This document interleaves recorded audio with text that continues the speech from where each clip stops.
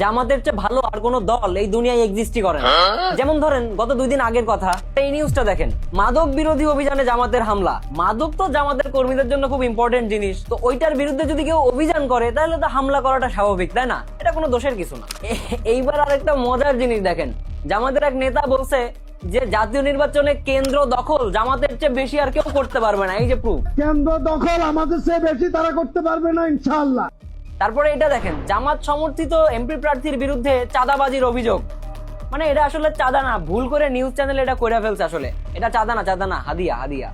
এবার আমার কথা হচ্ছে যে জামায়াতের আমির হোক বা তারেক রহমান হোক বা অন্য কোনো দলের প্রধান হোক, তার বক্তব্য আমার বা আপনার বা আরেকজনের ভালো নাই লাগতে পারে। তাই বলে একটা লোক যদি আপনার বক্তব্যের সমালোচনা করে, আপনার লোকজন কি তাকে হেনস্থা করতে পারে? এই নিউজটা দেখেন। এবারের নিউজটা তো আরো মারাত্মক। মহেশপুরে ধর্ষণ চেষ্টার অভিযোগে জামায়াত নেতা আটক। আবারও সেই সেম কেস, মুন্সিগঞ্জে ধর্ষণের অভিযোগে জামায়াত নেতা আটক। ও হ্যাঁ, এত ধরনের অপকর্ম করলেও জামাত কিন্তু চুরি করে না। আয় হায়, জামাত তো দেখি চুরিও করে। জামাতের ইউনিয়ন অফিসে মিলল সরকারি বীজ ও সার। এবারের বিষয়টা গুরুতর, তবে চিন্তা করার মতো। জামাত নেতার মেয়েকে ধর্ষণ, শিবিরের নেতা আটক। চিন্তা করতে পারেন, এই সেম কাজ যদি অন্য যে কোনো কেউ করতো তাহলে কাদের উপরে এই দোষটা বর্তাইতো? ঠিক আছে, জামাত নেতাদের বিরুদ্ধে ধর্ষণের কেসটা খুবই রেগুলার হয়ে গেছে আজকাল। 2 দিন 8 ধর্ষণ, জামাতের নেতার বিরুদ্ধে মামলা। এবার আপনি উপরের এই নিউজটা দেখেন, নারীর উপরে জামাত সমর্থনের একজনের হামলা। এখন আমার কথা হচ্ছে ভাই, একজন নারী হোক বা পুরুষ হোক, তার কথা আপনার ভালো না লাগতে পারে, আপনি তাকে অ্যাভয়েড করে যান।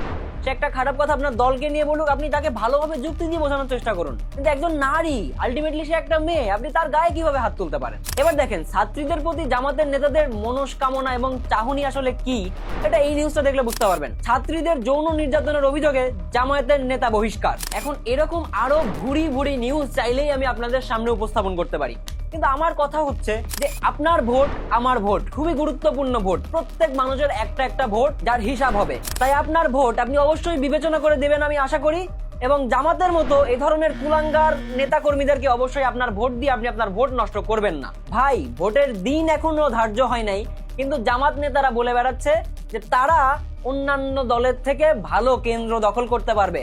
তো এই ধরনের কেউ অবশ্যই আপনার আমার ভোট পাওয়ার যোগ্যতা রাখে না। জামাত ইসলাম কথায় কথায় ইসলামের বাণী শোনায়, কিন্তু এই যে চিন্তা করে দেখেন, এতগুলো নিউজ, এই যে 10টা বা 12টা নিউজ আমি পড়লাম, এর মধ্যে 6টা নিউজই তারা হয় ধর্ষণ করছে, নাইলে আটকে রেখে ধর্ষণ করছে। এই ধরনের বিষয়, যাদের কাছে আমাদের মা বোনেরা নিরাপদ না, তাদেরকে আমরা ভোট দেব না। এই ধরনের কাজকর্ম যারা করে বেড়াচ্ছে, তারা কিভাবে জনগণের ভোট আশা করে?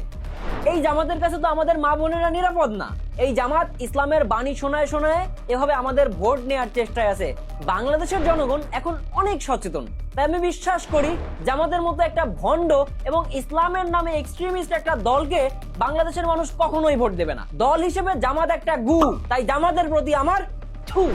এই একই পথে আপনারাও হাঁটবেন বলে আমি বিশ্বাস করি।